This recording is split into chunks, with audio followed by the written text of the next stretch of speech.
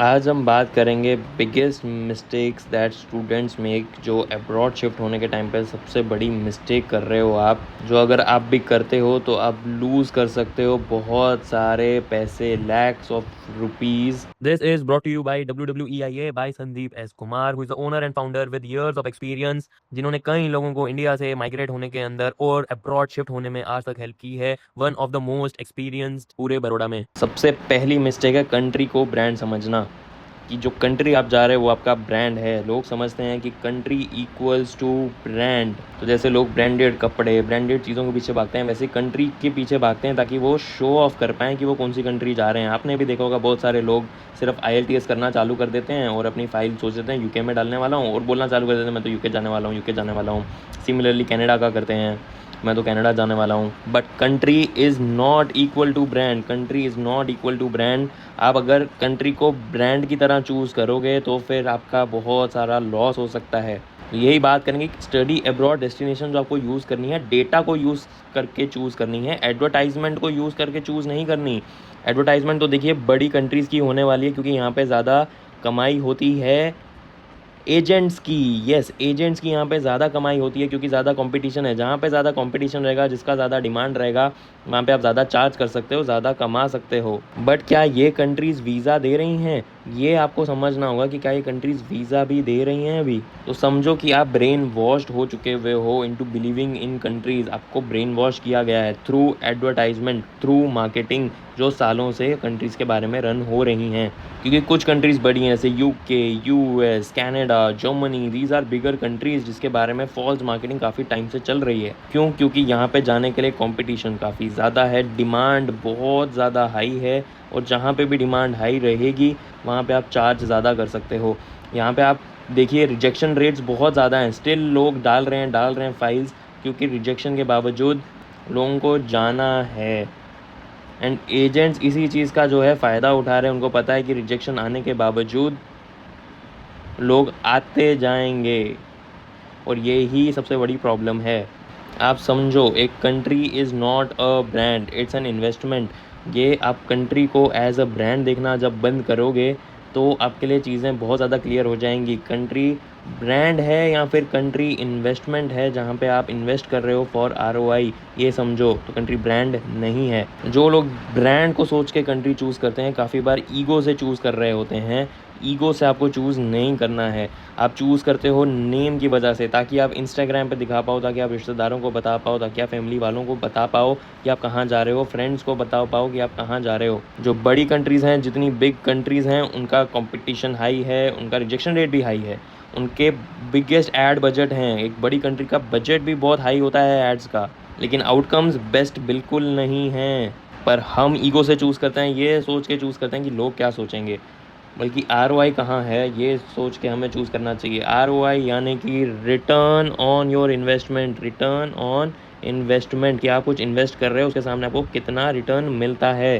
तो आप growth rate के हिसाब से, जॉब के हिसाब से, अफोर्डेबिलिटी के हिसाब से चूज़ करो। लोअर कंपटीशन जहाँ वो चूज़ करो, रियलिस्टिक एंट्री पॉइंट चूज़ करो, जहाँ पे वीज़ा का रिजेक्शन का चांस लो है। सही डेटा क्या कह रहा है, हाइप के हिसाब से चूज़ मत करो, बल्कि मेरे को क्या मिल रहा है उस हिसाब से चूज़ करो। ऐसे नंबर्स के बारे में बात करते हैं, इनकम पर पर्सन, GDP पर कैपिटा के बारे में हम बात करेंगे। इनकम पर पर्सन कितनी है, GDP PPP इसको बोलते हैं, पर कैपिटा। तो UAE के अंदर ये फ़िलहाल $87,700 है। माल्टा के अंदर $82,000 है। साइप्रस के अंदर $67,800 है। फिनलैंड में $68,000 है। वहीं UK के अंदर $61,000 है। फिर भी लोगों का फेवरेट क्या है, UK। बल्कि ग्रोथ रेट की बात करो तो सिर्फ 0.8% से ग्रो हो रही है इनकी इनकम। वहीं दुबई में 6.2% का ग्रोथ रेट चल रहा है। इनकम इनइक्वालिटी की बात करें, जीनी इंडेक्स होता है इनकम इनइक्वालिटी। इनइक्वालिटी यानी कि अमीर कितने अमीर हैं, गरीब कितने गरीब हैं। जितना इनकम इनइक्वालिटी का रेशियो ज़्यादा होगा, जितना ये परसेंटेज ज़्यादा होगा, उतना रिच लोगों के पास ही ज़्यादा पैसे होंगे उस कंट्री में। तो UK में 35% है, यानी कि 35% जो UK का सारा पैसा है वो सिर्फ 1% लोगों के पास है। वहीं UAE में ये सिर्फ 26% है। ये रेशियो जितना नीचे होगा उतना ज़्यादा बेटर। अब मॉरिशस की बात करें तो मॉरिशस का भी अभी GDP अराउंड $35,000 चल रहा है, 3 टाइम्स ऑफ इंडिया, जो बढ़ रहा है 3.2% के रेट से। इंडिया की बात करें सिर्फ $12,800 है। यहाँ पे इनइक्वालिटी भी बहुत हाई है, 42% पैसे जो हैं सिर्फ 1% लोगों के पास है, यानी कि इंडिया का 42% जो वेल्थ है वो सिर्फ 1% के कंट्रोल में है। वहीं कुछ और हिडन इकोनॉमीज़ भी हैं जिनका साइज़ सेम है पर डिफरेंट मार्केटिंग है। लिथुआनिया बहुत ज़्यादा मार्केट किया जाता है, स्लोवेनिया अच्छा मार्केट किया जाता है, लातविया भी बहुत मार्केट किया जाता है।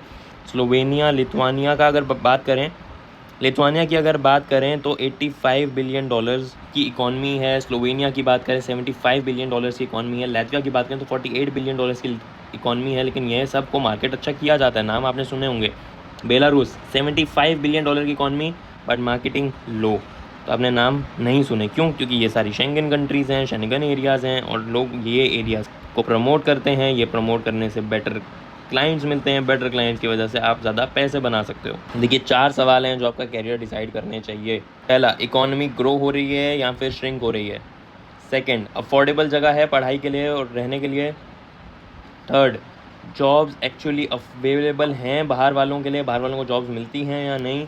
एंड फोर्थ, रियलिस्टिक लाइफस्टाइल क्या है वहाँ का। और इन सब के साथ जो हम 5th सवाल लोगों को पूछते हैं वो है कि रेट ऑफ एक्सेप्टेंस क्या है, आपके वीज़ा आने के चांसेस कैसे हैं। क्योंकि ये सब सवाल का कोई मतलब नहीं रहता अगर वीज़ा नहीं आएगा तो।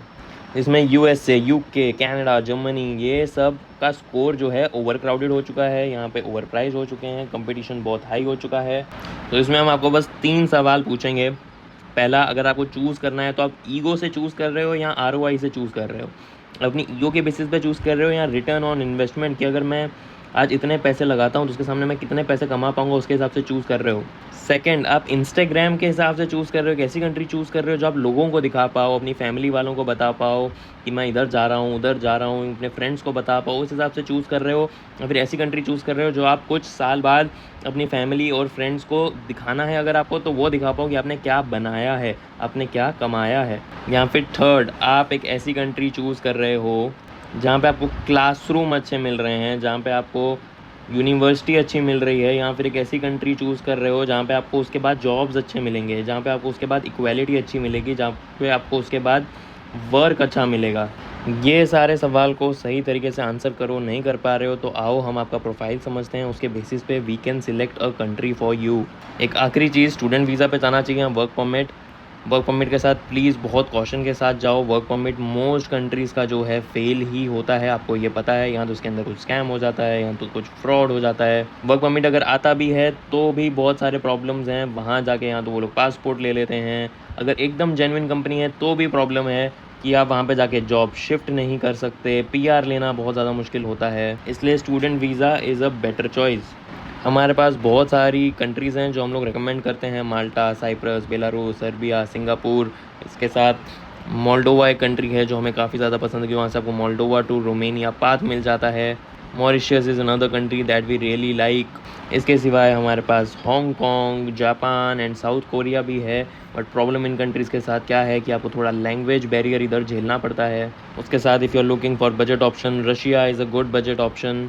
अगर आपका बजट थोड़ा हाई है, आपकी इंग्लिश अच्छी है, then Greece is a good option, then Finland is a good option, Netherland is a good option. Now आप आके विज़िट करो, हम आपकी पूरी प्रोफाइल समझेंगे, उसके बेसिस पे आपको बेस्ट कंट्री बताएंगे। क्योंकि देखिए हमारा एक ही गोल है, वो है to get you your visa. हम आपका वीज़ा ला के देना चाहते हैं। हम चाहते हैं कि आप इंडिया से एक बार बाहर जा पाओ, इंटरनेशनल करियर स्टार्ट कर पाओ। Once your international career get started तो उसके बाद you will figure a lot of things out on your own. तो हमारा होता है कि हम आपका 100% वीज़ा ला के दें। दैट इज़ माई गोल, मेरा यही गोल रहेगा। उसके लिए मुझे क्या चाहिए आपसे, मुझे चाहिए कि आप मेरी गाइडेंस को सीरियसली लो। क्योंकि बहुत सारे लोग गाइडेंस लेते हैं बट बाद में वो करते वही हैं जो उनको करना है। और मेरी गाइडेंस को सीरियसली लेते हो तो हम 100% आपका वीज़ा लेके आएंगे। इस तरीके से ही हम लोग कंट्री की सिलेक्शन करते हैं, कोर्स की सिलेक्शन करते हैं, कॉलेज की सिलेक्शन करते हैं। उस हिसाब से हम लोग वीज़ा एप्लीकेशन करते हैं कि आपके हाईएस्ट चांसेस हों वीज़ा आने के। सो अगर आप आते हो, मेरी गाइडेंस को सही से समझते हो, मेरे हिसाब से चलते हो, I promise you won't regret the decision. आप वो डिसीजन को रिग्रेट नहीं करोगे। आफ्टर 3 years 4 years आपको लगेगा कि ये अच्छा डिसीजन था, क्योंकि आप सेटल हो पाओगे और वही हमारा गोल है, राइट? So visit today.